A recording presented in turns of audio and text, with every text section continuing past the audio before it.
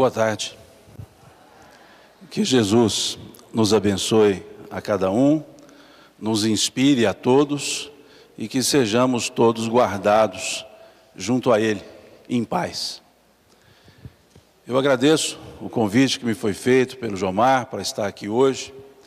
É uma alegria poder participar desse evento. Não tive oportunidade de vir em evento anterior, por questões de agenda, dessa vez deu certo. E Divinópolis para mim é uma cidade muito querida, tenho bons amigos aqui, tenho pessoas com as quais aprendi muito na convivência já de alguns anos, bastante anos. E é bom a gente estar aqui e revê-los, né? Relembrar alguns fatos e conhecer novas pessoas. Então vamos conversar um pouco. Desculpe-me, vão ser 90 minutos, vou ver se diminuo um pouco para 89, talvez 88, para que não cansemos muito, né? E nem há muitos. E essa proposta da conversa de mediunidade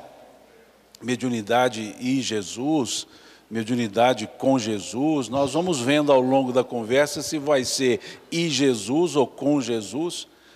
Nós vamos trabalhando, vamos conversando sobre isso.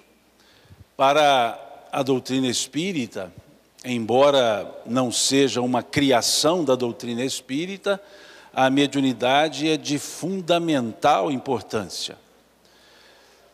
Para a doutrina espírita, a mediunidade representa o que representou para a teologia paulina o reaparecimento, vou usar o termo do Evangelho, a ressurreição do Cristo. Paulo, ele escreve aos Coríntios, se Jesus não houvesse ressuscitado, e aqui não vem o caso, a palavra ser ressurreição, não é o nosso foco, se Jesus não houvesse ressuscitado, em vão seria a sua pregação, vã seria a sua doutrina. Por que que o apóstolo Paulo chamou atenção para esse raciocínio? Porque Jesus, ele pregava, óbvio, o amor, mas ele trazia uma ideia que até então não se trabalhava, pelo menos com a profundidade que merecia. Jesus, ele traz uma ideia que foi esboçada por Moisés, pelos que antecederam a Jesus, mas que não era claramente trabalhada, a ideia da imortalidade. Se nós olharmos a estrutura mosaica, nós veremos que Moisés nos traz uma ideia, uma revelação muito forte, que é a ideia de um Deus somente, ou seja, o monoteísmo. Abraão já falava de Deus, quando ele o chamava por Senhor, por El, e esse Deus de Abraão era um Deus epifânico, era um Deus que conversava com as pessoas, era um Deus que visitava as pessoas, como visitou Abraão em sua tenda. Moisés, ele traz uma outra ideia, não diferente nem divergente da ideia de Abraão, do patriarca, mas traz a ideia de um Deus legislador, de um Deus que apresentava leis, de um Deus que detinha o poder e coordenava ou comandava a humanidade com esse poder. E era um só Deus, não havia outros deuses. Basta vermos o capítulo 20 do livro Êxodo, que teremos lá, logo no versículo 1, eu sou o Senhor teu Deus, que te tirou do Egito, da casa de servidão, não terás diante de mim nenhum outro Deus, e nem a ele e a eles prestarás culto, pois eu sou um Deus zeloso, em algumas traduções, mas no original hebraico sou um Deus ciumento, que puno a iniquidade dos pais nos filhos, na terceira e quarta gerações. Essa era a figura de Deus. E os mandamentos trazidos por Moisés, conforme dito por Moisés, escrito com o dedo de Deus, eles tratam de uma regra, de uma conduta, mas dentro de uma materialidade, dentro de uma ideia que a vida começava, por assim dizer, no berço e terminaria no túmulo. E depois do túmulo seria um sono eterno para um dia voltar a viver, que é o que eles chamavam de ressurreição, ressurgir na mesma carne, um dia. Era o aspecto escatológico do mosaísmo. E Moisés tratava desse assunto sem trazer outra ideia senão a vida material.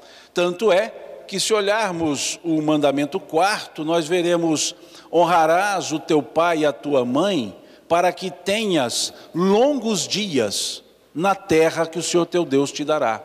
As recompensas eram terrenas, as recompensas eram na vida material. Daí uma preocupação até mesmo de mostrar a longevidade das pessoas, mostrar quantos anos essas pessoas viviam. E era comum, então, colocar a idade das pessoas do tipo Matusalém, com 927 anos. Adão, uma figura parabólica, óbvio, mas com uma idade de 932 anos. E assim, vários outros, Lameque, 868 anos. E assim vários nomes tinham a preocupação de contar uma idade e mostrar que era longévola essa idade. Mas de uma forma sui generis, uma forma de dizer a idade dividindo em 2 períodos. O primeiro período antes de andar com Deus, e o segundo período depois de andar com Deus. E o primeiro período sempre era mais curto, e o depois de andar com Deus era a maior parte da vida. Para poder dizer que, andando com Deus, vivia-se muito, porque não se trabalhava com a ideia de uma vida depois dessa vida material. E não foi apresentado isso. Por isso, então, é que para o apóstolo Paulo, foi de fundamental importância Jesus se mostrar depois da morte. Porque Jesus acrescenta a ideia mosaica que há uma outra realidade de vida depois da matéria. Quando ele dizia: meu reino não é desse mundo. Vejam, ele dizia então que existia um outro mundo. A ideia até então era esse mundo, um sono eterno, e depois um acordar nesse mundo. Mas Jesus vem dizer que há outros mundos, ou há outro mundo no sentido mundo espiritual. Meu reino não é deste mundo. Quando ele dizia: na casa do meu pai há muitas moradas, é necessário primeiro que eu vá para preparar-vos o lugar. Então Jesus pregava a vida depois da vida material. E se ele não se mostrasse depois da morte, entre aspas, tudo que ele havia falado seria do campo retórico. Por isso o apóstolo Paulo dizer: se Jesus não houvesse ressuscitado, seria a sua pregação, vã seria a doutrina. E no mesmo diapasão, Deolino Amorim chama a atenção para a mediunidade, quando ele diz: se no Espiritismo não tivéssemos a mediunidade, em vão seria a pregação, vã seria a doutrina. E é claro isso, porque o próprio nome já diz: Espiritismo, doutrina dos espíritos, e que nos foi trazida por um canal, que é o canal mediúnico. Se não tivéssemos esse canal, esses 2 mundos não interagiam, esses 2 mundos não criariam uma comunicação. Então, dizia Deolino Amorim, que no Espiritismo, ou o Espiritismo sem mediunidade, ele ficaria no campo também teórico. Ele não teria a demonstração prática, viva, da realidade da vida após a morte. Jesus nos mostrou a vida após a morte. O Espiritismo nos mostrou como é essa vida depois da morte. Vejam, como é por vias mediúnicas. Esse como foi pelo canal mediúnico. Foram as vozes dos céus que falaram. São os Espíritos do Senhor que falaram. Então, a mediunidade para a doutrina espírita está na importância que esteve o reaparecimento de Jesus depois da morte, para a sua própria pregação. Então, é um dos pontos fundamentais da doutrina espírita. Não é uma invenção espírita, não é uma criação espírita, tampouco uma descoberta da doutrina espírita. A mediunidade sempre existiu, desde que existimos, porque a mediunidade é do espírito, radicada no organismo, como diz Kardec no capítulo 19 do Livro dos Médiuns, e também no capítulo 14, no capítulo 15 do Livro dos Médiuns, também ele diz a mesma coisa.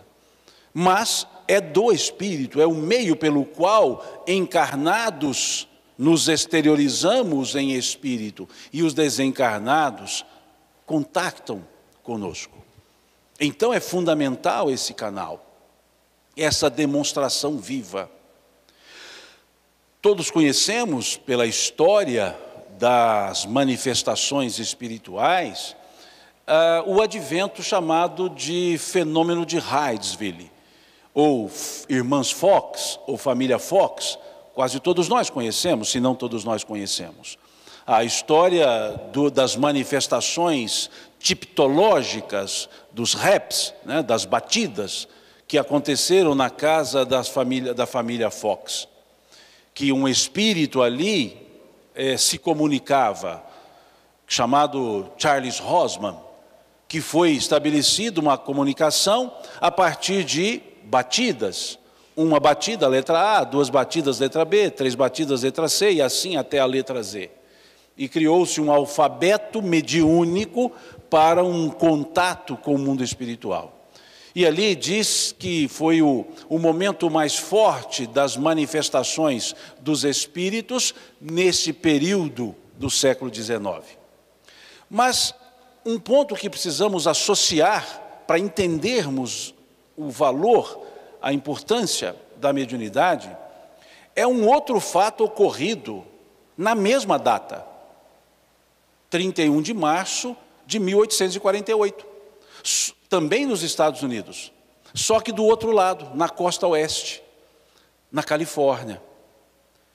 Havia uma pessoa chamada Andrew Jackson Davis, que era chamado de o profeta da revelação. Depois, mais recente, o profeta da terceira revelação. Por quê? Davis era um vidente que dizia enxergar um mundo que ninguém via. E ele descrevia esse mundo que ninguém via. Ele chegou a desenhar o motor à explosão, numa época que ele ainda não existia. Porque dizia ele que não criou, ele copiou do mundo que ninguém via, mas que ele via. Tal qual aconteceu no século XVIII com Emanuel Swedenborg, que também tinha essa característica. E Andrew Jackson Davis, então, falava desse mundo que ninguém via e que ele via. E o que acontece com Davis no dia 31 de março de 1848, às 20 horas?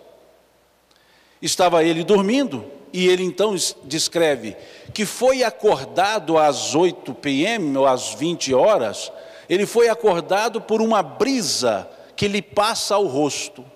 E uma voz lhe chega dizendo: meu irmão, você deu início a um bom trabalho.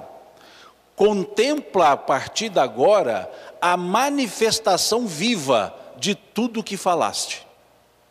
Vejam, tudo aquilo que ele dizia que existia, naquele dia, 31 de março de 1848, com o fenômeno em Hydesville, estava sendo materializado, estava acontecendo para que todos pudessem ver. Então vejam que a mediunidade, dentre vários outros objetivos, ela teve nesse início o objetivo de demonstrar a imortalidade, demonstrar a continuidade da vida, demonstrar esse outro mundo ao qual Jesus se referiu. Meu reino não é desse mundo. Então é fundamental, é importantíssimo que entendamos a mediunidade nesse contexto de fundamentos da doutrina espírita, sem o qual nós não teríamos as informações que chegaram-nos e que propiciaram ao senhor Allan Kardec estabelecer as bases de apresentação da doutrina espírita. Então é importante trabalharmos com isso. E, como a mediunidade não foi uma invenção espírita e existia, nós temos então no curso da história humana diversos momentos de manifestação dos espíritos, ainda não chamando de mediunidade, já que esse termo é um termo kardeciano, ou seja, Kardec o cunhou, Kardec o criou. Da mesma forma que o termo espiritismo é um termo kardeciano. Kardec criou a palavra, ele não criou a doutrina, ele criou a palavra. E ele explica muito bem isso na introdução do livro, na introdução primeira do Livro dos Espíritos, quando ele diz que para ideias novas são necessárias palavras novas.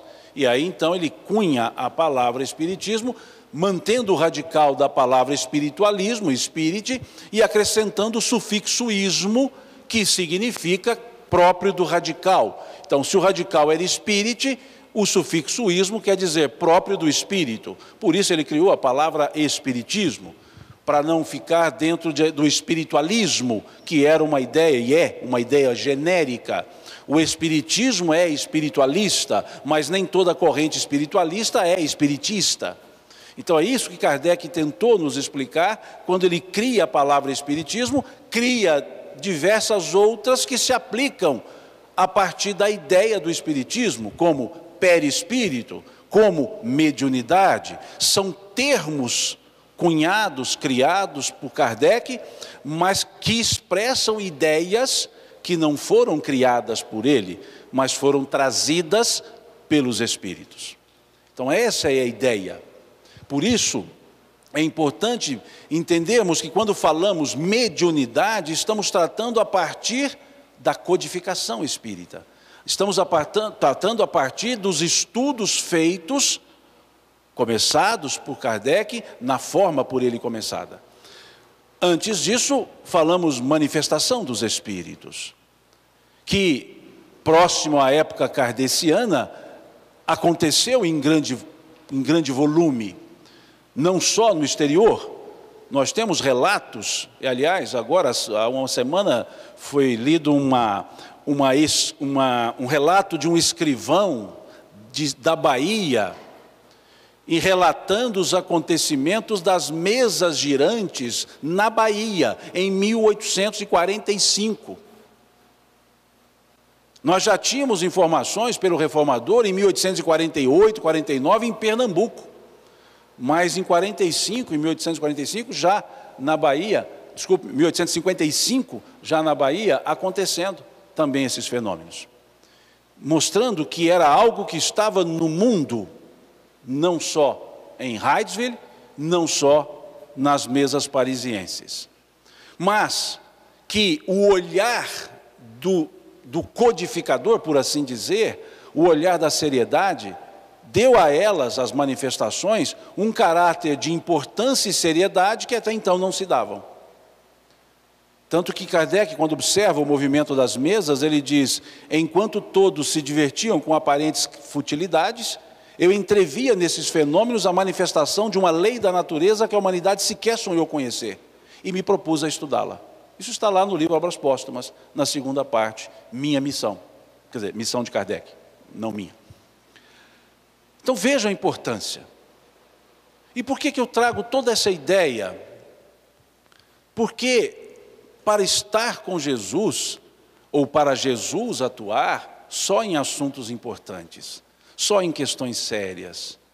E ele atuou com a mediunidade, constantemente.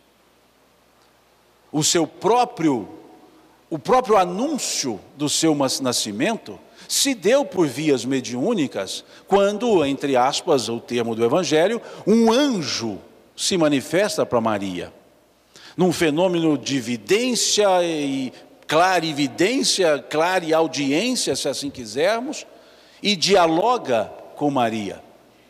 Ave Maria, salve Maria, tu és agraciada. E ela conversa com ele. O anúncio do nascimento do Cristo aos pastores se faz por vias mediúnicas. Quando Lucas escreve que os anjos do Senhor, mais uma vez entre aspas, anjos, os anjos do Senhor se manifestaram aos pastores que dormiam ao relento. Eis que vos trago novas de grandes alegrias.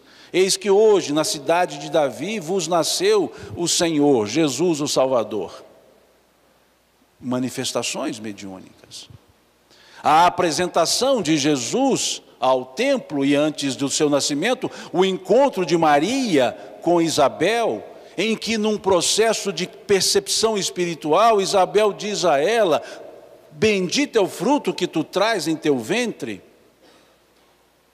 E aí Maria se assusta e ela diz: pois meu filho que carrego no meu, saltou de alegria quando sua saudação chegou até mim, diz Isabel.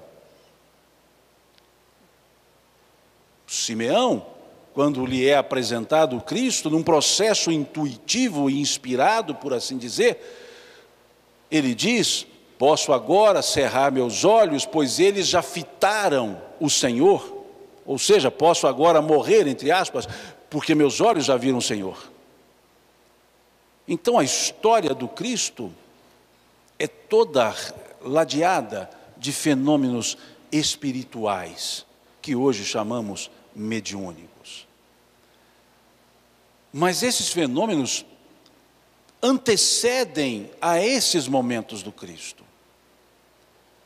Esses fenômenos, na ideia hebraica, nessa nossa forma judaico-cristã de lidar com os assuntos da espiritualidade, nós temos as manifestações descritas por Moisés, tão fortes, tão patentes, que foram proibidas. E quando dizem que Moisés proibiu o contato com os mortos, estão corretos em dizer isso. De fato há a proibição. Capítulo 19 do livro Levítico: ai de ti, se te dirigires a um evocador de mortos, virarei meu rosto contra ti e te banirei da face da terra.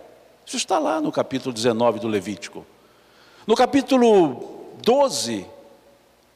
18, versículo 12, do Deuteronômio: não se ache no meio de ti quem faça passar pelo fogo seu filho ou sua filha, nem quem se dê aos algoros, à magia, ao feticismo, à evocação dos mortos, pois o Senhor abomina tais práticas.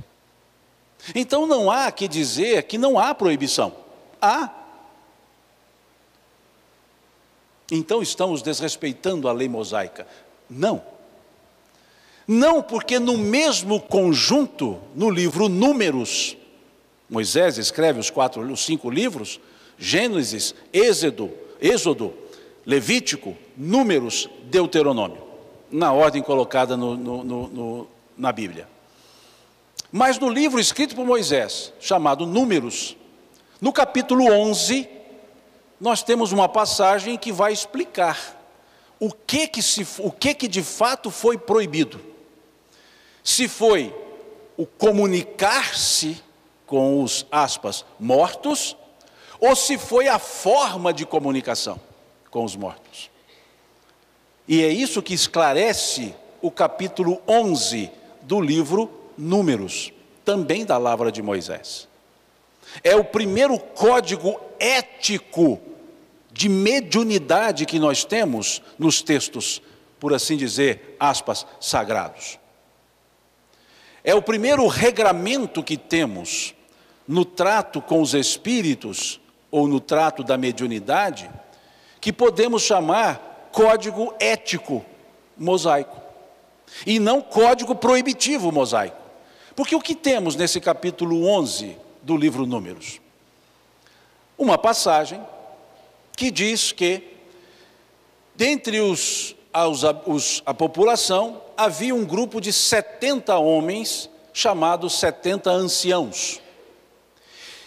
E a esses 70 anciãos era permitido o uso dos dons proibidos. Vejam, proibiu-se o uso, mas abriu-se uma exceção para 70 anciãos, desde que juntos e sob a tenda. Então, proibido o contato, proibida a profecia, eram diversas proibições, né? Por isso chamamos dons proibidos. Mas aos 70 anciãos, que eram conhecidos como grupo dos 70, era permitido. Então a proibição não era absoluta. Mas, mais ainda, numa das reuniões, num dos encontros dos anciãos, saindo da tenda, chega uma pessoa para Moisés dizendo: Senhor, eis que 2 que não fazem parte dos 70 estão exercendo os dons proibidos, estão profetizando. São eles, e nomina-os, Eudade e Medade. Vejam, Senhor, eis que 2 que não fazem parte dos 70 estão exercendo os dons proibidos, estão profetizando. São eles Eudade e Medade. E Josué diz: vamos proibi-los. E Moisés vira-se para Josué e diz: deixai-os assim fazer. Quem nos dera se todos em Israel fizessem como esses 2? Vejam. Quem nos dera se todos em Israel fizessem como esses 2? E o que esses 2 estavam fazendo? O exercício dos dons proibidos, o exercício da profecia, o exercício do contato com o mundo espiritual. E eles fazendo isso, Moisés diz o quê? Quem nos dera se todos em Israel fizessem como esses 2. Então o que foi proibido no Levítico 19, no Levítico 20 também, no Deuteronômio 18, o que foi proibido?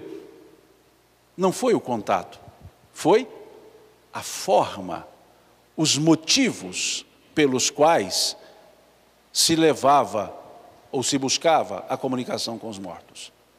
Como aconteceu com Saul, o rei, em que ele procura, isso está no primeiro livro de Samuel, Saul procura a pitonisa de Endor, e para que ela evocasse o espírito Samuel, com uma finalidade. Saul queria saber se ele ganharia a batalha do dia seguinte. E Samuel aparece-lhe e diz, e chama-lhe a atenção: como ousas evocar-me para assuntos fúteis, para assuntos simples? Vejam, para curiosidades. Então o exercício da faculdade mediúnica era comum, fútil, e a proibição vem para essa futilidade. E a proibição vem justamente para mostrar que é algo mais profundo e mais sério do que as futilidades do dia a dia. Por isso, aos 70 e a Eudade e Medade, não foi proibido o exercício dos dons. Quem nos dera se todos em Israel fizessem como esses 2. Então, quando alguém disser foi proibido, sim, foi proibido. Apenas acrescente o Números 11, capítulo 11, para dizer, sim, foi proibido o abuso, mas não o uso. E tudo da lavra de Moisés. Não estamos buscando em outro autor, senão o próprio, que proibiu. O mesmo fato permitindo. Então, esses são os fenômenos mediúnicos que vêm até hoje. E o Espiritismo, tal qual a ideia mosaica, também trabalha com isso. Com isso o quê?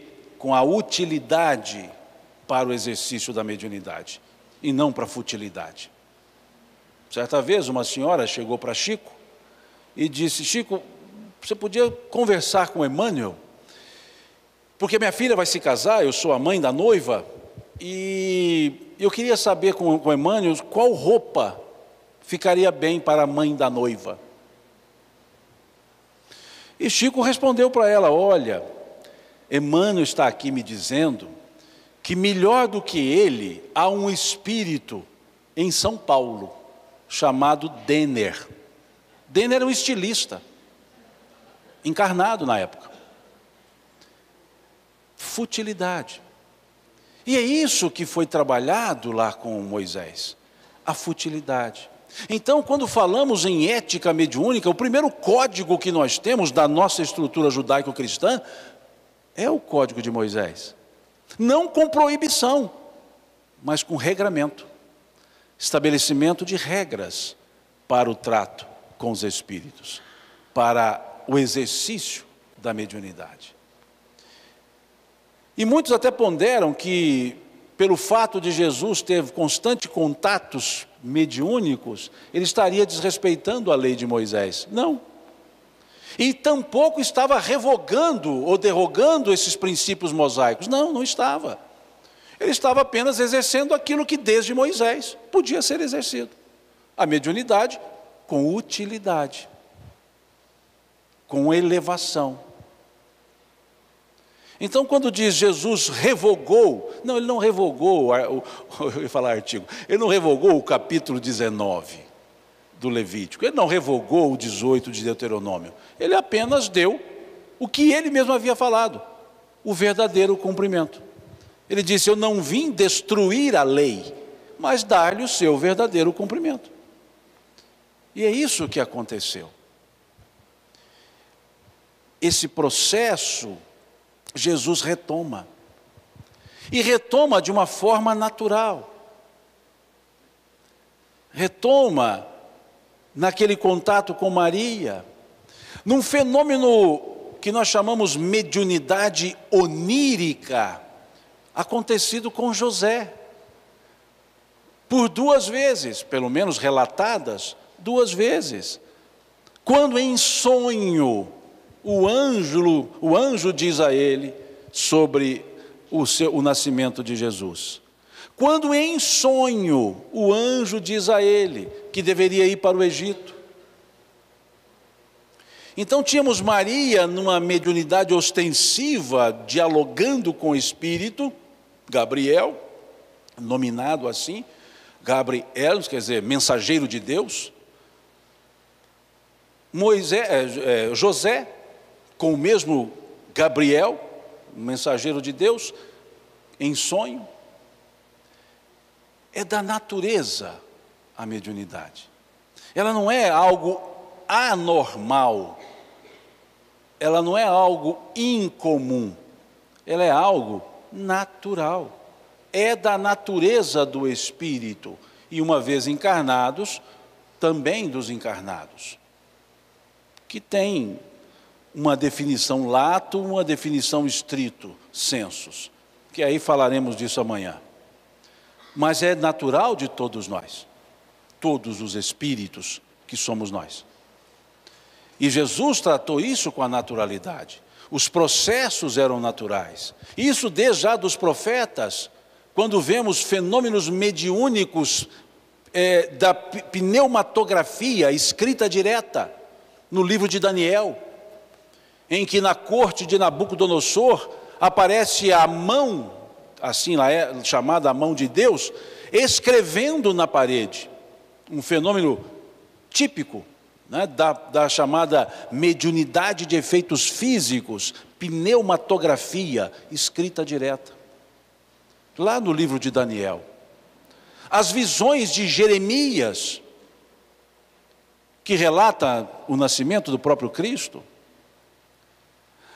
A escada de Jacó, em que Jacó tem uma visão espiritual de uma escada que ligava a terra ao céu, e por essa escada desciam os anjos, subiam os homens. A escada de Jacó é o símbolo da mediunidade.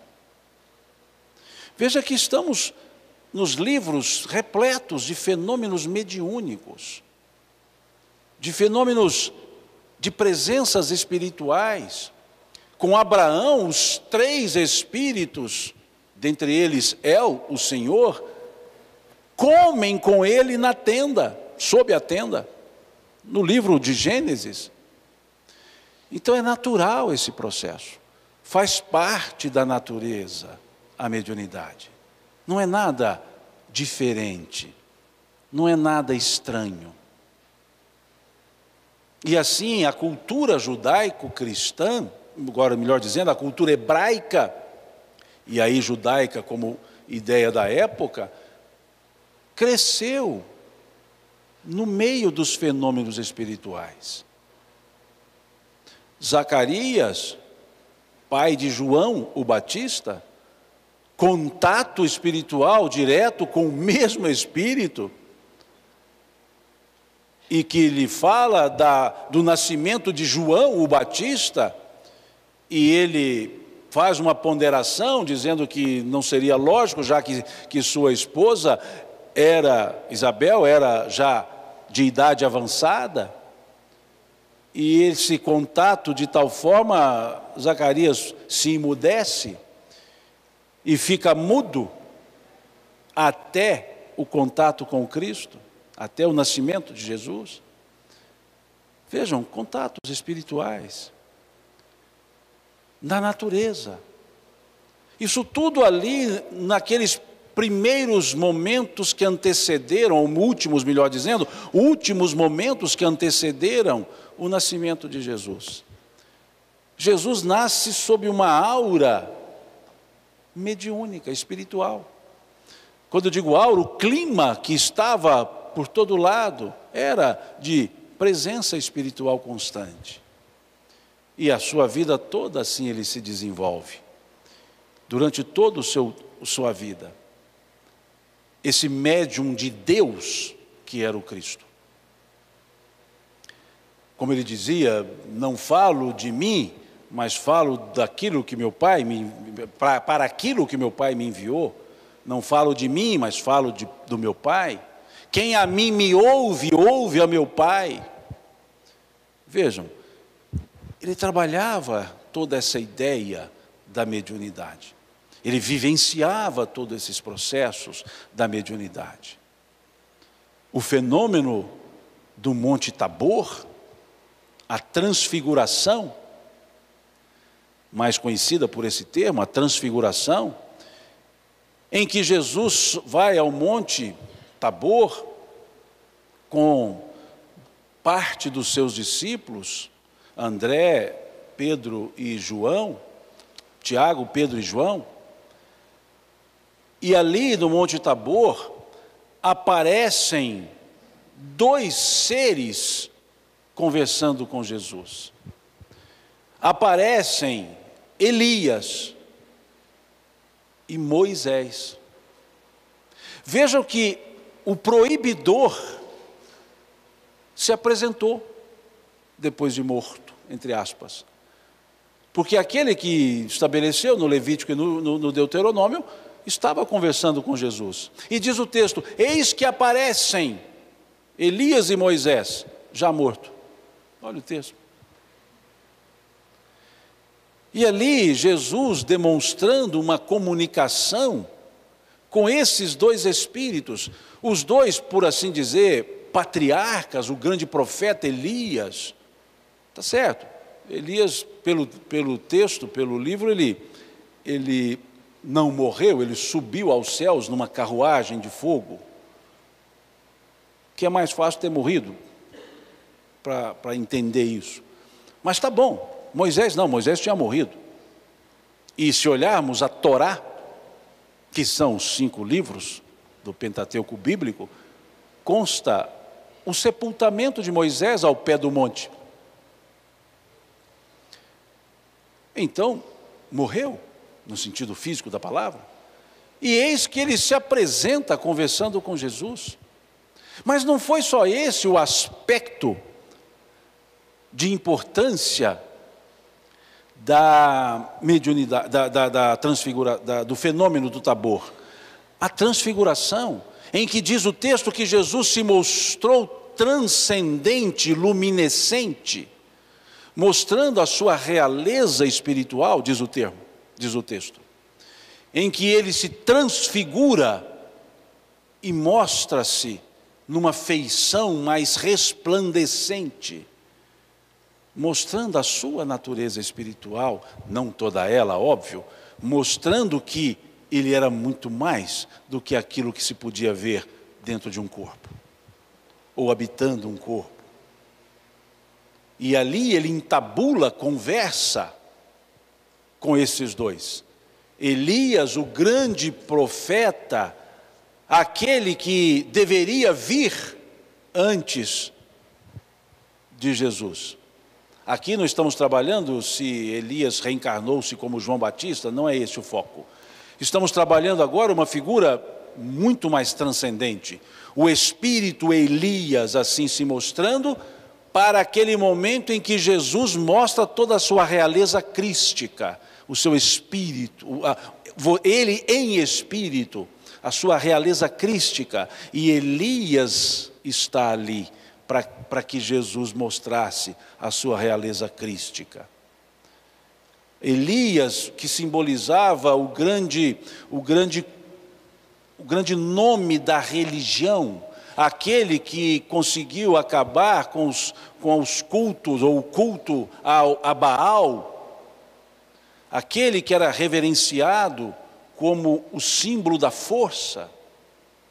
E Moisés, o Espírito, Moisés, que nada mais era do que o patriarca, o legislador, aquele em que a quem todos deviam as leis, aquele que era reverenciado, aquele que libertou um povo cativo e estabeleceu as bases para o judaísmo, que somado aos profetas, ao Talmud, formou o conjunto. E são esses dois que estão ali, conversando com Jesus. E a aparição foi de tamanha tangibilidade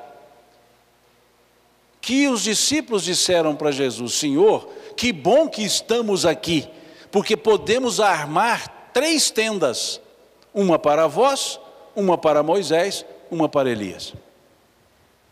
Vejam, o nível de tangibilidade, a materialização, por assim poder dizer, não que tenha sido a materialização, mas uma tangibilidade às raias da própria materialização. E os espíritos e os discípulos acompanharam e viram.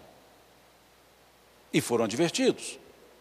Só que eles não obedeceram, porque Jesus disse que era para não contar para ninguém. Eles não contaram para ninguém, só puseram no Evangelho, num dos Evangelhos. Não foi assim, vou contar. Ele só escreveu. Mas Jesus disse, até que o Filho do homem se mostre na sua realeza. E aí entenderam que ele já havia se mostrado, então depois escreveram. Mas vejam, por que não contar? Porque é preciso estar preparado, é preciso que haja um entendimento para dar valor aos fatos mediúnicos, porque senão eles caem para a costumeridade da banalidade. Por isso ele dizer não contar ainda aquele fenômeno, aquele fato. Prefiro chamá-lo de fato, embora fenomenológico, mas um fato. Então essa é a forma do trato com a realidade espiritual, que Jesus, digamos que inaugura numa época pós-Moisés. Aliás, bem depois de Moisés. Mostrando que há um momento desse contato com uma espiritualidade maior. Mas também Jesus mostrou outros vieses do contato mediúnico. Quando, por diversas vezes, ele se encontra com pessoas, entre aspas, chamadas endemoniadas. Temos um diálogo de Jesus com espíritos, num fenômeno, numa passagem conhecida como o endemoniado gadareno. Que Jesus, e é simbólica essa passagem, não só pelo fato mediúnico, mas pelo simbolismo que ela nos traz. Gadara era uma cidade que ficava na parte sul do lago, mais, digamos, sudeste do lago de Genezaré, do mar da Galileia. Cafarnaum, onde Jesus estava, ficava do lado noroeste do lago. De forma tal que para Jesus sair de Cafarnaum e ir a Gadara, ele tinha que atravessar de forma transversal o lago de Genezaré, que não ocorreria senão com no mínimo 4 horas de travessia. E Jesus, em segundos, ele mudava as vidas das pessoas. Pedro, jogue tuas redes fora, doravante farei de ti pescador de almas. 5 segundos. E Pedro jogou a rede e foi embora. Foi segui-lo. Com Mateus, Levi, levanta e segue-me. 1 segundo. E Mateus levantou e seguiu. 4 horas. 1 hora, 3.600 segundos. 4 horas, 14.400 segundos.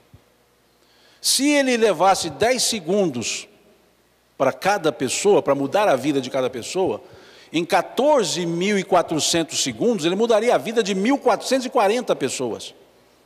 E, no entanto, ele deixou tudo isso para mudar a vida de uma pessoa só, o nome nem aparece nos evangelhos. Ele é chamado de um endemoniado gadareno. Não é nem o endemoniado. Não é um artigo definido. É um artigo indefinido, um endemoniado gadareno.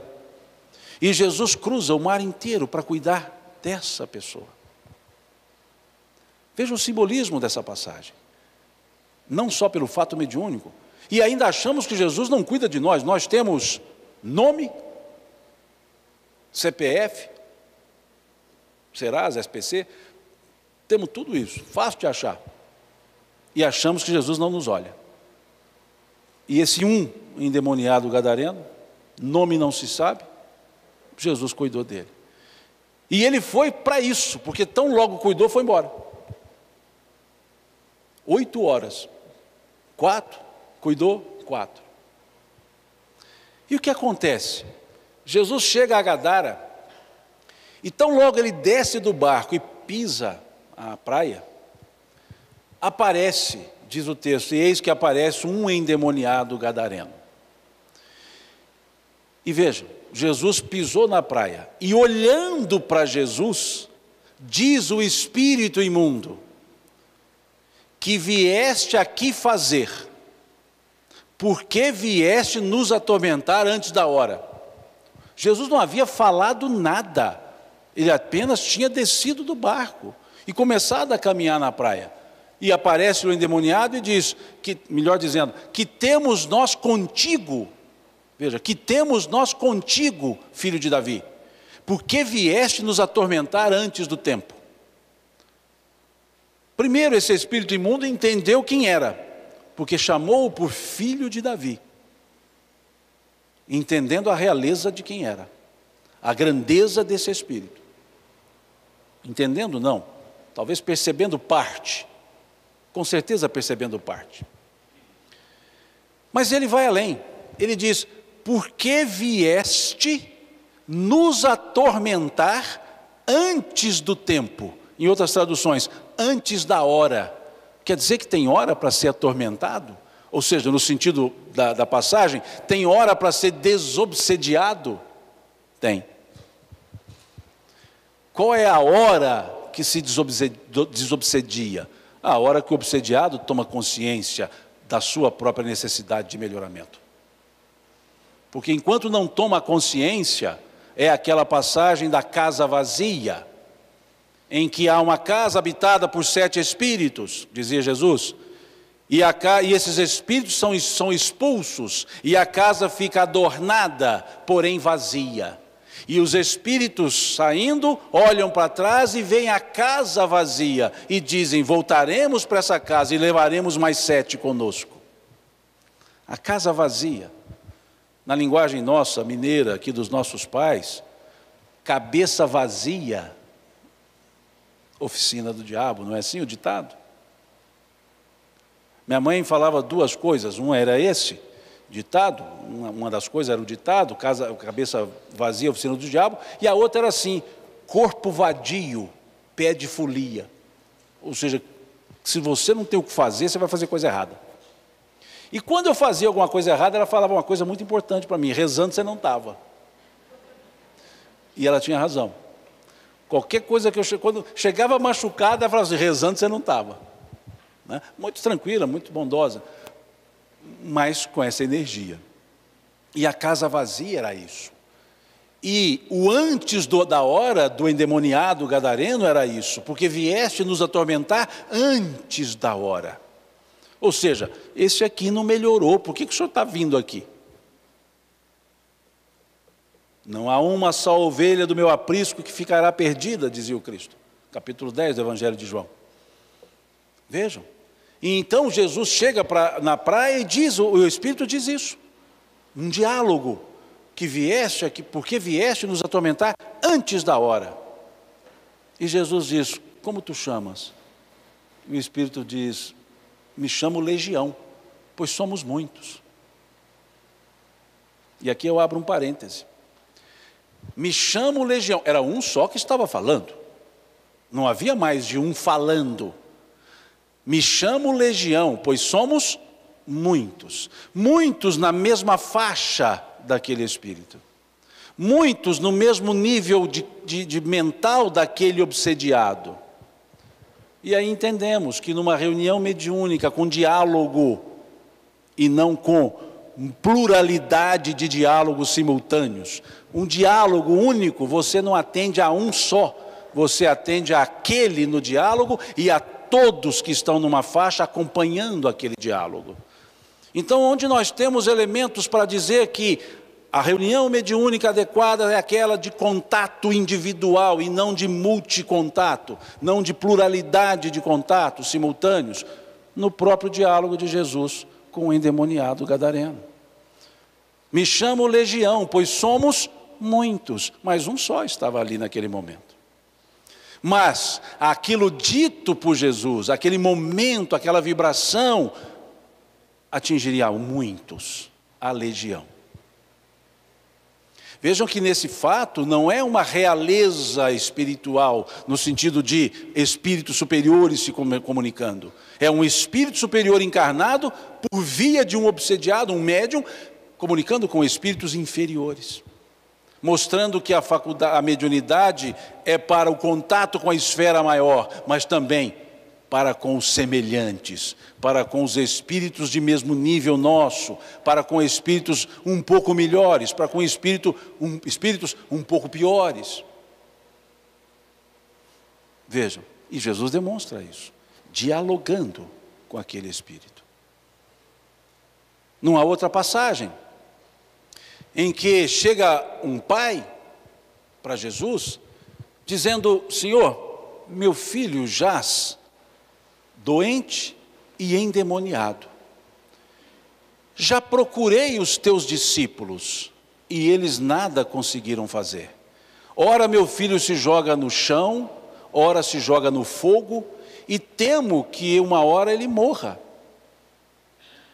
Vejam, e Jesus, nesse caso, não tem diálogo. Ele diz o texto, e Jesus, repreendendo o espírito maligno, o jovem se viu curado, repreendendo aquele espírito. Então quer dizer que na reunião mediúnica nós podemos repreender os espíritos? Depende. Se tivermos autoridade moral suficiente, o convite de um superior é irresistível. Como dizia o espírito Miramês. O convite de um superior é irresistível. Jesus não repreendeu, ele convidou a sair. E o convite de um superior é irresistível. Porque se formos nós, talvez nós que eu digo aqui, mais voltado para mim, não para vocês, mas no meu caso, se eu fosse repreendê-lo, talvez eu teria um probleminha. Porque talvez fôssemos iguais, semelhantes em níveis. Ao mesmo tempo que temos essa passagem dizendo da repreensão feita por Jesus, nós vamos lá no Atos dos Apóstolos,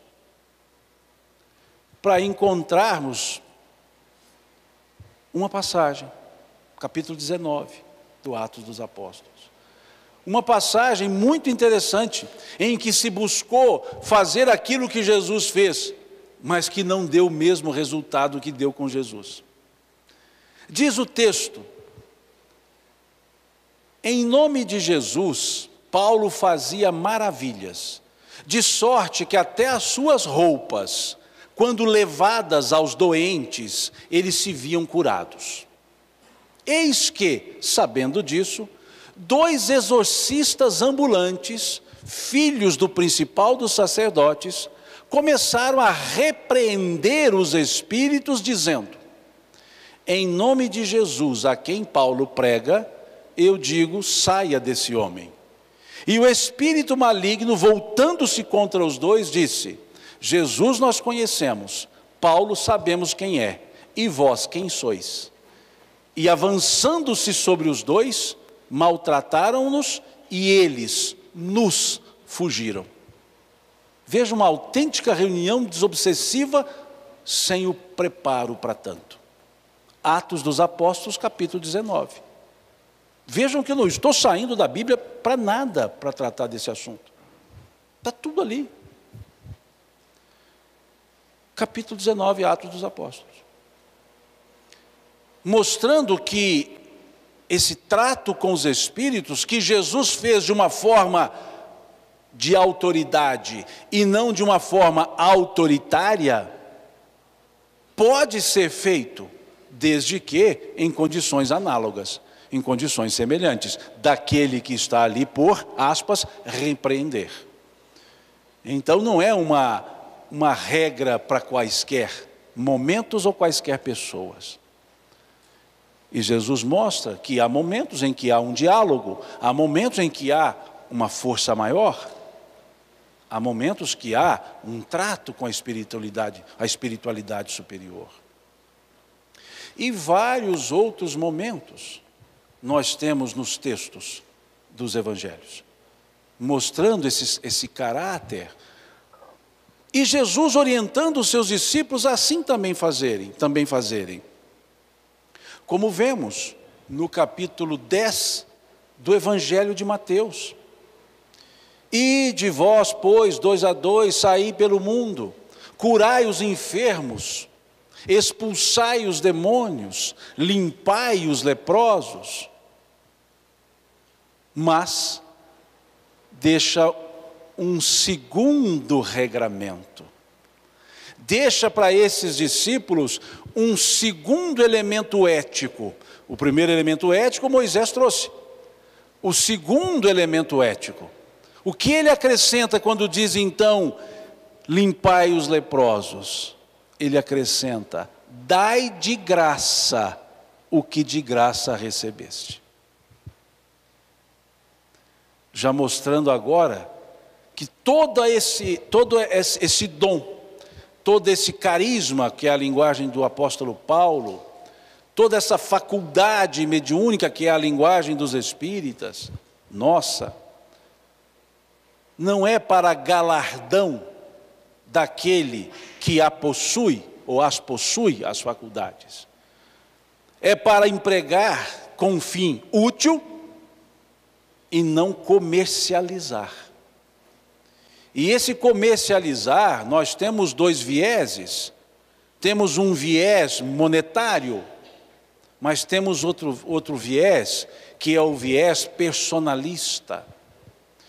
Pode muitas vezes, ou acontece muitas vezes, do médium não comercializar monetariamente a sua faculdade, mas se projetar pela vaidade de uma faculdade que é para ele, uma prova, em regra, e menos uma missão. Comercializamos o nosso orgulho, a prepotência, o egoísmo, que, numa linguagem mais nossa, massagem do ego. Em outras palavras, Jesus disse: abaixa a bola. Ide pelo mundo, 2 a 2. Curai os enfermos, curai os doentes, limpai os leprosos, expulsai os demônios. De graça recebeste, de graça dareis, ou dareis. Vejam. Em outras palavras, façam tudo isso, mas não se envaideçam. Na linguagem mineira nossa, abaixa o facho, desce daí. Essa é a lógica.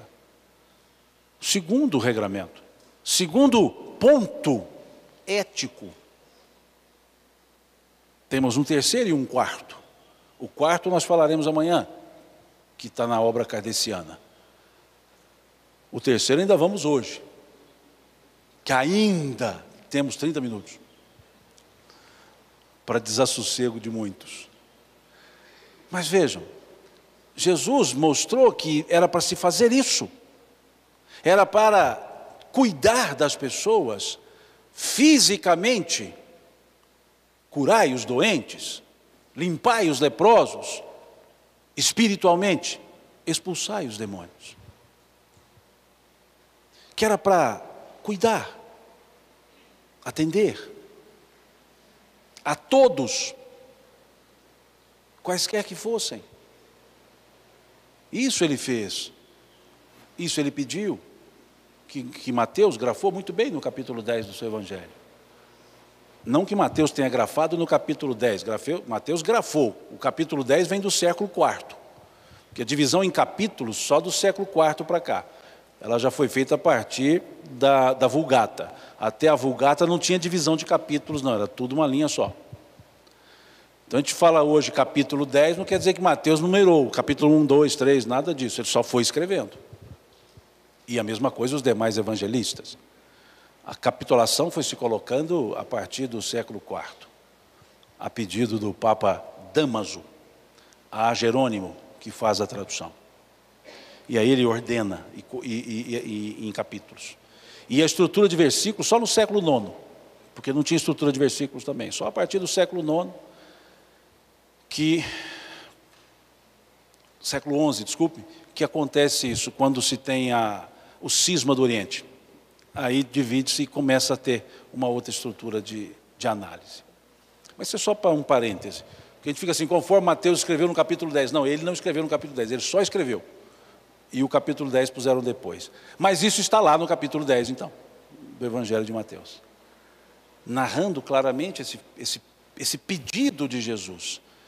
Em outras palavras, para que não ficássemos embotados na mediunidade. Que cuidássemos pela mediunidade das pessoas.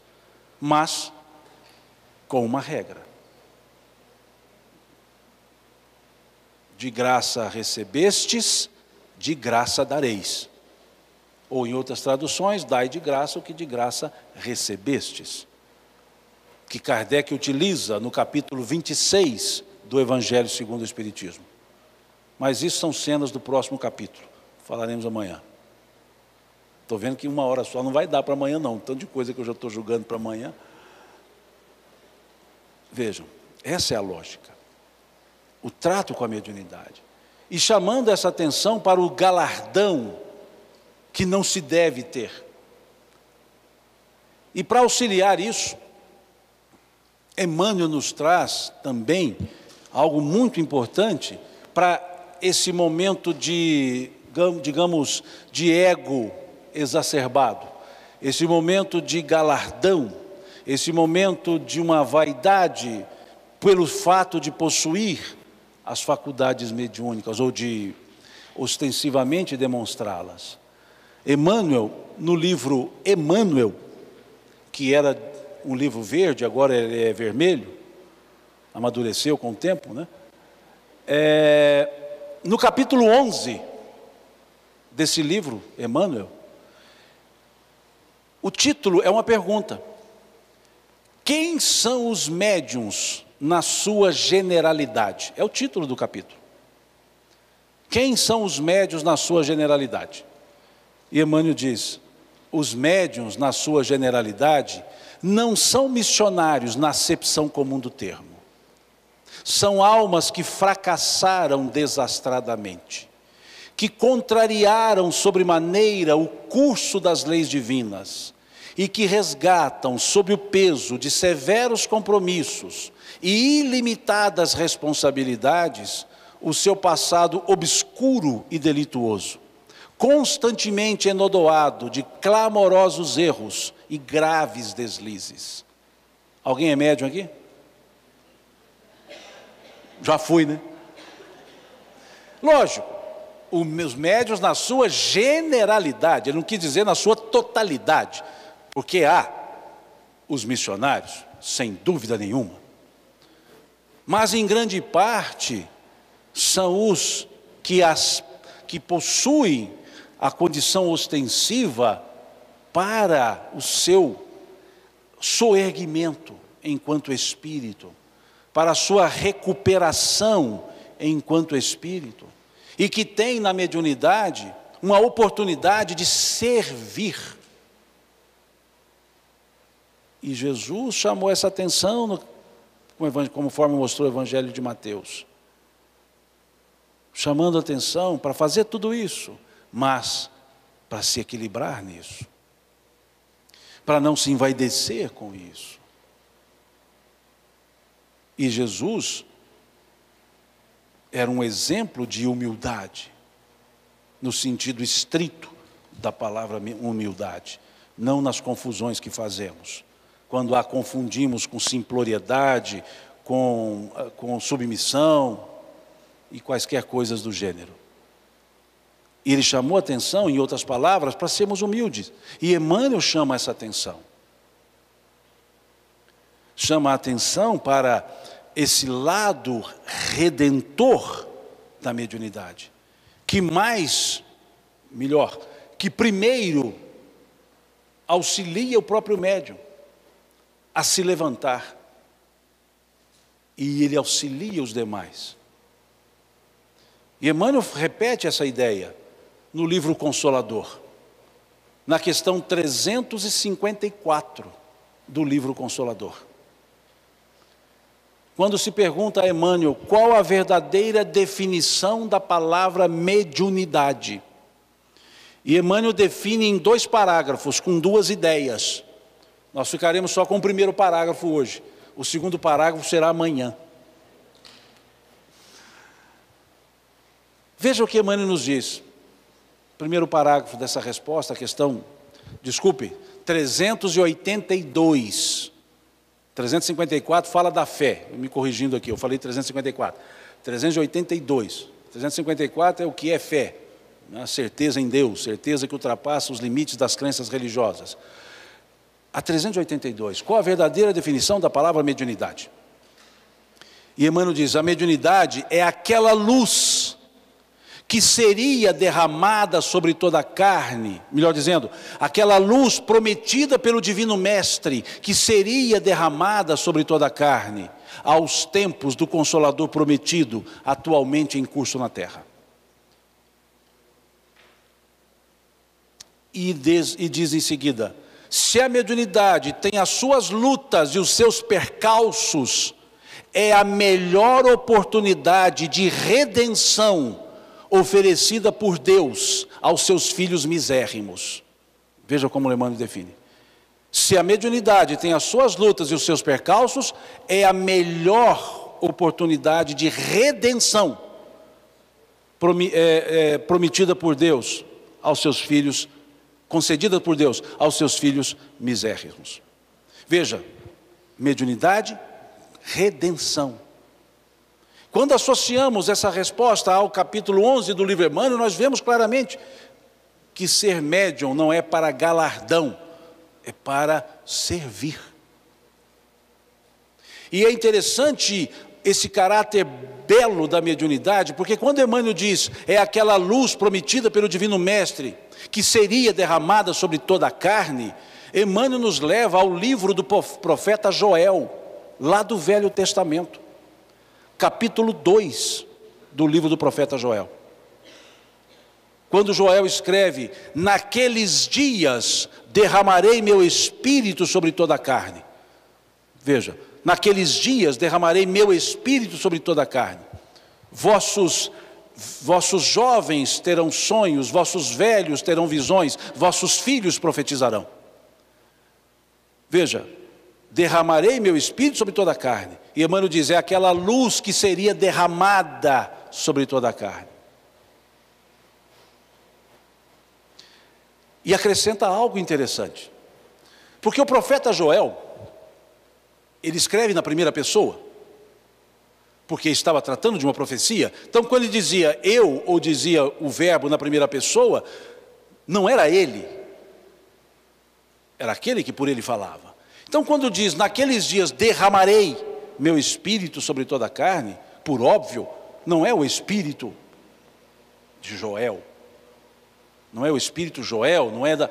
Veja, derramarei meu espírito sobre toda a carne. E Emmanuel vai dizer quem é esse meu que usou, quem é esse que usou o meu, o pronome possessivo. Quando Emmanuel descreve lá, é aquela luz prometida pelo Divino Mestre que seria derramada sobre toda a carne. Prometida pelo Divino Mestre. E o verbo no presente, no futuro, né, no indicativo, futuro do presente, derramarei, primeira pessoa. Quem é esse que derrama? Emmanuel vai dizer lá na 382, Jesus. Jesus falando para Joel, derramarei meu espírito sobre toda a carne. E Emmanuel disse, é aquela luz que seria derramada sobre toda a carne, prometida pelo Divino Mestre. É só associar. E o interessante nessa passagem de Joel, que ele diz, naqueles dias derramarei meu espírito. Naqueles, o que significa naqueles? Naqueles dias, significa que haverá um dia certo para isso. Haverá um momento certo para isso, não é qualquer hora. Vejam, naqueles dias derramarei, noutros não. Ele quer dizer que haveria um momento certo para isso. E Emmanuel nos fala qual é o momento certo para isso. Quando ele então, nessa questão 382, ele diz que seria derramada sobre toda a carne aos tempos do Consolador atualmente em curso na terra. Então, esse aos tempos do Consolador atualmente em curso na terra é o naqueles dias que Joel havia dito. Que nós teríamos a mediunidade pululante. E aí Emmanuel diz. E para corroborar isso, no livro A Caminho da Luz, Emmanuel escreve advento, preparativos espirituais para o advento do Espiritismo. Ele escreve, o Espiritismo veio na hora psicológica das grandes transformações, ajustar o espírito humano. O que é hora psicológica? Não é hora de tempo, é hora de momento certo, momento adequado, momento de maturidade. O Espiritismo veio na hora psicológica das grandes transformações, ajustar o espírito humano. Então, naqueles dias de Joel, a hora psicológica de Emmanuel e o Consolador atualmente em curso na Terra. Então, a mediunidade foi toda ela programada, melhor dizendo, as manifestações em menor e maior escala, foi tudo adredemente preparado, intencionalmente preparado, para que acontecesse nos momentos corretos. E em cada momento, o regramento. Em Moisés, um regramento. um código ético, que tiramos do capítulo 11 do livro Números. Em Jesus, do capítulo 10 de Mateus, dai de graça o que de graça recebestes. E ainda nesse contexto temos o apóstolo Paulo, que segue esses passos do Cristo e apresenta-nos um terceiro elemento ético do exercício da mediunidade. Primeiro dizendo a sua origem, no sentido simbólico e óbvio, por óbvio, e depois nos falando do regramento. No capítulo 12 da sua primeira carta aos Coríntios, em que Paulo descreve os carismas, descreve os dons, ele diz: há diversidade de dons, mas o Espírito é o mesmo. O Espírito é o mesmo, a fonte é a mesma. Há diversidade de dons, nós chamamos de faculdades mediúnicas. Há diversidade de dons, mas o Espírito é o mesmo, ou seja, a fonte é a mesma. Diz ele: pelo Espírito a uns é dado o dom de ver os Espíritos, a outros pelo mesmo Espírito o dom de ouvir os Espíritos, a outros ainda pelo mesmo Espírito o dom de discernir os Espíritos. E aí ele conclui com um elemento de regra ético. Portanto, os dons do Espírito são dados a cada um para aquilo que for útil. Veja o que Paulo escreve. Portanto, os dons do Espírito são dados a cada um para aquilo que for útil. Não para futilidades, não para brincadeiras, não para leviandade. Os dons do Espírito são dados a cada um para aquilo que for útil. E aí precisamos nos perguntar se estamos dando a utilidade à faculdade mediúnica, ao exercício da mediunidade. Vimos aqui que Jesus deu diversas utilidades para a mediunidade. Diversos momentos lidando com o mundo espiritual, lidando com os espíritos. Chamando a atenção dos próprios discípulos para cuidarem, para terem cuidado. Naquele momento, naquela noite que Jesus estava dizendo aos discípulos que era chegado o seu momento de ir ao martírio, ao Calvário, ele, dentre várias coisas, ele disse que um ia traí-lo, que ele seria abandonado. E Pedro vira-se para Jesus e diz: Senhor, eu não te abandonarei, irei contigo onde fores, até a morte, se necessário. Veja Pedro. Irei contigo onde fores, até a morte, se necessário. E Jesus vira-se para Pedro e diz: Pedro, os espíritos das trevas querem fazer-te dobrar como o vento dobra o trigo. Veja, os espíritos das trevas querem fazer-te dobrar, em outras traduções, querem fazer-te cirandar, como o vento dobra, como o vento ciranda o trigo. Mas eu orei ao Pai, para que a tua fé não desfaleça. E te digo mais: hoje ainda, antes que o galo cante, negar-me-ás 3 vezes. Vejam, os espíritos das trevas querem fazer-te dobrar, fazer-te cair, como o vento dobra o trigo. Veja. Mas eu orei ao Pai, para que a tua fé não desfaleça. O médium é assediado constantemente. Tem a percepção, ou tem a faculdade, melhor dizendo, para perceber para se influenciar, como bem escreveu Kardec. Todo aquele que sente em grau qualquer a influência dos espíritos é, por conseguinte, médium. Que nós falaremos amanhã sobre isso, mediunidade de Kardec. Então o médium sente a influência, é o primeiro candidato à influenciação, é um dos pressupostos para o processo obsessivo, a mediunidade. Tanto que Kardec trata no capítulo 20, no capítulo 19 do Livro dos Médiuns, como escolho da mediunidade, a obsessão. É o capítulo, a obsessão. E ele diz: dentre os escolhos advindos da prática do espiritismo, ou seja, do exercício mediúnico, dentre os escolhos advindos da prática mediúnica, da prática do espiritismo, há que se considerar a obsessão. Kardec que assim o diz. Ele chama de escolho. O que é escolho? Detrito. Escolho que não se aproveitou. Dentre os escolhos da mediunidade. E Jesus falou isso para Pedro. Os espíritos das trevas querem fazer-te dobrar como o vento dobra o trigo. Em outras palavras, segura firme aí que você vai ser assediado e vai cair. Veja. Mas eu orei ao Pai para que a tua fé não desfaleça. A tua fé não desfaleça. É uma atitude própria dele, de Pedro. É uma atitude própria dos médiuns. E te digo mais, hoje ainda, antes que o galo cante, negar-me-ás 3 vezes, ou seja, não vai dar.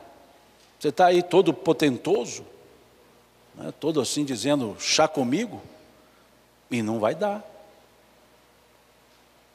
Na hora H, no dia D, na hora H, você vai ter um probleminha. E assim são os médiuns.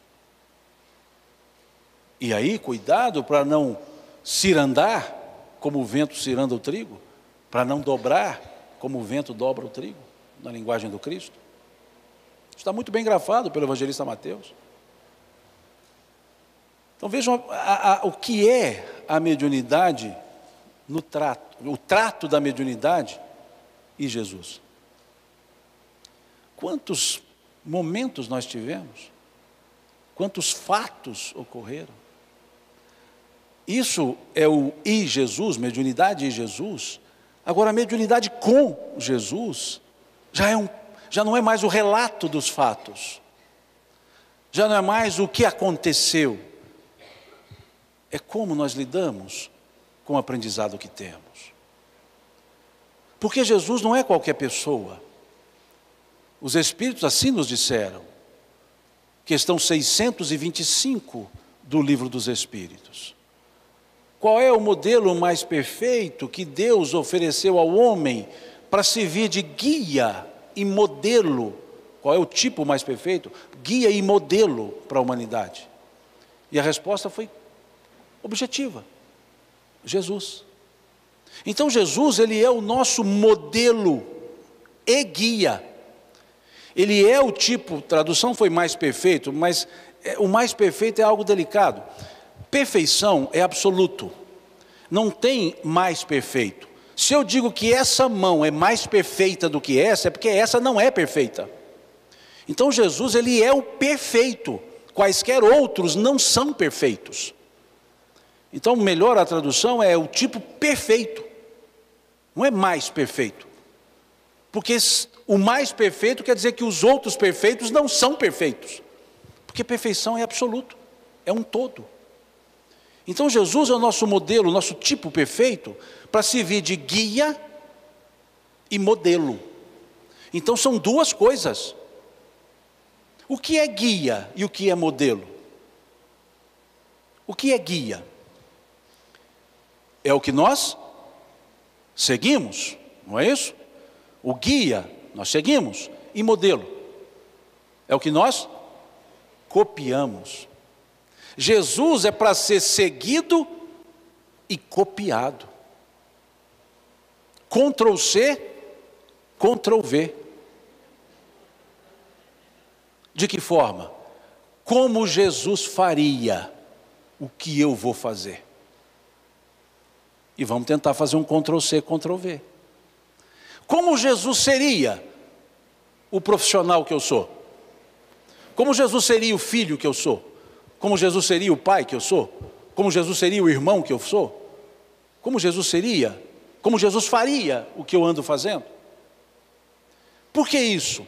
Porque se trouxermos que seja no campo hipotético, como Jesus faria, eu tendo a fazer melhor do que eu faria. Eu tendo a caprichar mais. Eu tendo a frear. Eu tendo a me impulsionar. E aí nós temos que entender como Jesus fez uma série de coisas. E um elemento fundamental para o nosso foco de mediunidade: a disponibilidade. Jesus era uma pessoa plenamente disponível para os demais. Uma passagem só. Diz o texto que Jesus estava sentado à sombra e chega-lhe um centurião dizendo: Senhor, meu servo está doente em casa. E Jesus levanta-se e diz: vamos até a sua casa. Veja, ele estava sentado à sombra, em outras palavras, descansando. E chega-lhe um centurião, persona non grata. O centurião era mal visto pelos judeus, era um dos opressores. Ele descansando, chega um centurião e diz: meu servo está doente em casa. E Jesus prontamente diz: vamos até a sua casa. Situação análoga, talvez nós diríamos o quê? Aguenta só um pouquinho, deixa eu só descansar um pouco. Deixa o sol amainar um pouco. Mas ele diz o quê? Vamos até a sua casa. E aí nós temos que nos perguntar, quando nos chamam para servir, como Jesus faria? Ele diria: vamos até a sua casa. E o que nós dizemos? Domingo, pode ser? Não, hoje não é dia de servir alimento aqui no centro, o senhor vem no dia da distribuição de alimentos. Jesus falaria isso? Ou ele diria assim: espera aí, vai lá, pega o alimento, fala, leva. Então esse é o ponto na pergunta 625, modelo. E aí nós temos que nos perguntar sempre. Os seus discípulos também, uma vez conscientes, tinham a disponibilidade, a prontidão. Ananias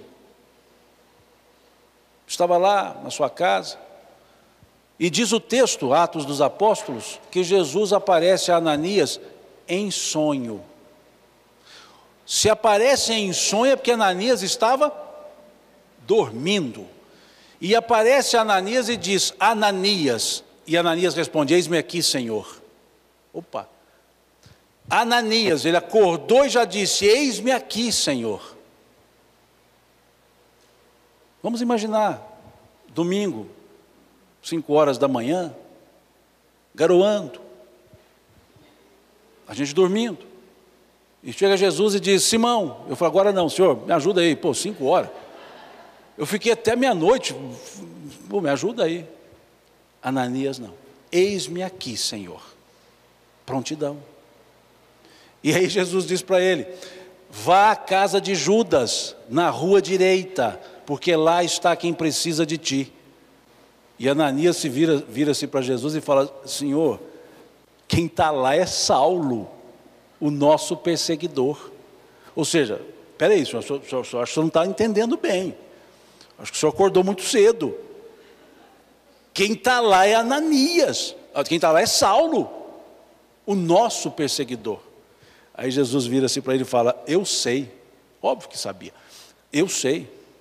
E puxa a orelha de Ananias: deixai que eu mesmo mostrarei a ele o quanto ele padecerá por causa do meu nome. Antes ele eleva Paulo, ele diz: ele é o vaso que eu escolhi para depositar o meu evangelho e levar a todas as nações. Deixai que eu mesmo mostrarei a ele o quanto ele padecerá por causa do meu nome. Em outras palavras, Ananias, faz o que eu mando e guarda o que você sabe. Deixa que juízo de valor você não faça. Mas lá é Saulo, não faça juízo de valor. Ou seja, prontidão, mas também precisa ter entrega. Ananias mostrou a prontidão, mas uma ressalva. E Jesus disse, vamos derrubar essa ressalva. Entrega plena. Veja mais exemplos que nós temos de Jesus, para poder perguntar para nós mesmos, como Jesus faria o que eu vou fazer. Isso é mediunidade com Jesus. Trazê-lo como modelo para o nosso trabalho. Para não fazer juízo de valor em relação aos espíritos que se comunicam. Para não se colocar acima daqueles que se comunicam. Para entender que estamos ali para servir, mas que somos servidos com o ensinamento que recebemos das histórias que eles nos contam. Porque é uma falsa ideia quando se coloca como absoluta ou absoluto o objetivo da reunião mediúnica de esclarecer os espíritos. O objetivo também é esclarecer os espíritos, também é, mas é para autoeducar-se no trato com as histórias dos espíritos. Basta um raciocínio. Quando nós começamos a ter reuniões mediúnicas de maneira assim tão metodologicamente estabelecida? A partir do advento do Espiritismo. Em tese, a partir lá de 1850 e uns quebrados. 1857 para frente. Em tese. Se a reunião mediúnica tem como objetivo único esclarecer os espíritos, então o que acontecia antes de existir as reuniões mediúnicas? Nenhum espírito era esclarecido? Lógico que eram, pelos próprios espíritos. Então eles não necessitam obrigatoriamente das reuniões para serem esclarecidos. Eles são esclarecidos nas reuniões, mas elas servem muito mais para os médiuns, nós mesmos, aprender com eles, com as suas histórias. Muito bem escolhido o título que o Hermínio deu a um dos seus livros, História que os Espíritos Contaram. Porque quantas vezes nós aprendemos a partir das desditas alheias. Por isso não devemos rechaçar nenhum espírito que se comunica. Por isso devemos dar espaço para que eles contem as suas histórias. Porque Jesus, quando cuidava das pessoas, ele muitas vezes perguntava o que elas queriam. O caso mais conhecido é do cego Bartimeu. O que queres tu que eu te faça? Ou seja, me conta a sua história. Os espíritos chegam, digamos, me conta a sua história. E nós vamos aprender com essa história. E vamos dialogar a partir dessa história. E podemos orientar a ele, o espírito, a partir dessa história. E podemos nos orientar a nós a partir dessa história. Então a reunião é uma via de duas mãos, de ida daqui para lá, de vinda de lá para cá. É a escada de Jacó, que descem espíritos e sobem homens, descem os anjos, sobem homens. É um contato dialogal, é diálogo. E é isso que Jesus nos ensinou sempre. Precisava dialogar com espíritos? Não, e ele dialogou com o demoniado gadareno. Mostrando-nos que é preciso entender, como Kardec bem nos colocou, que os espíritos nada mais são do que as almas dos homens sem corpos, que levam consigo as suas aquisições, as suas mazelas. Ou seja, ninguém melhorou porque morreu, entre aspas, morreu. Ninguém se melhora porque desencarnou, se que assim quiserem. Continua a ser, da mesma forma que aqui chegou, continua a ser. Então é preciso entender que há um campo de respeitabilidade no trato com a espiritualidade. E Jesus nos deu vários exemplos disso. Então é colocar esses elementos, que talvez são vários, mas podemos resumi-los em 3, são vários, mas 3, que caracterizam claramente a mensagem do Cristo. Humildade, amor e exemplificação. são os três elementos que o Cristo são, dentre outros, os três elementos que o Cristo nos mostrou.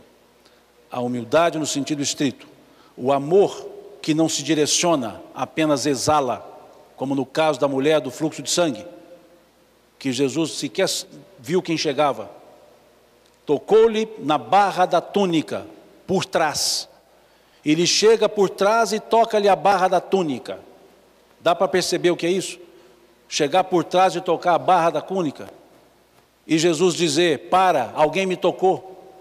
E um discípulo muito assim, sensível, disse para Jesus, Pedro para variar, disse para Jesus, como tu dizes, alguém me tocou se todos te empurram? Olha que sensibilidade.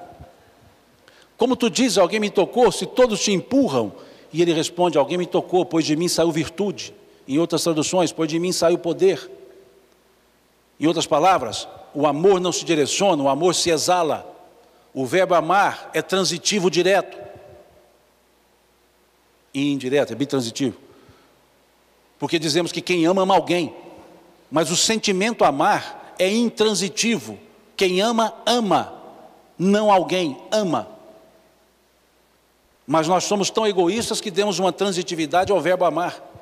E dizemos que quem ama, ama alguém. E só um parêntese. E Jesus, é um negócio interessante.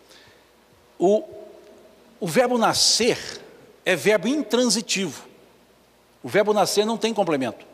Quando eu digo Simão nasceu, todo mundo já entendeu. Quando eu digo nasci. Quando eu digo amo, alguém fica esperando eu completar. Amo a quem? Porque quem ama, ama alguém. Agora, nascer, quando eu digo nasci, ninguém pergunta mais nada. Porque o verbo intransitivo, ele fala por si. E aí vem um negócio interessante. Quando Jesus nasceu, e foi contado o seu nascimento, que aqui eu disse, os anjos, aspas, segundo Lucas, disseram, trago-vos novas de grandes alegrias, pois hoje na cidade de Davi vos nasceu o Senhor, Jesus o Salvador, vos nasceu. Ninguém nasce para os outros, nasce para si mesmo. A única pessoa que nasceu para os outros foi Jesus. O único que quando contou o nascimento não disse assim, Jesus nasceu, disse Jesus vos nasceu, nasceu para vós. Isso já mostra o que é humildade, o que é amor. E a exemplificação, Jesus assim demonstrou em todos os atos. Então, se temos uma ideia de mediunidade com Jesus, que primemos pela humildade, pelo amor e pela exemplificação dos atos bons. Agradeço a paciência de vocês, esses heróis da resistência, e se aguentarem amanhã, estamos de volta novamente com mais um período da manhã, né? Se não me engano, o doutor Roberto Lúcio ou o Jader, que está amanhã de manhã, doutor Roberto Lúcio, e eu para acabar de desanimar a turma aí. A gente volta amanhã. E daqui a pouco continuamos. Muito obrigado. Na nossa mineirice, Deus lhes pague pela paciência e pela atenção.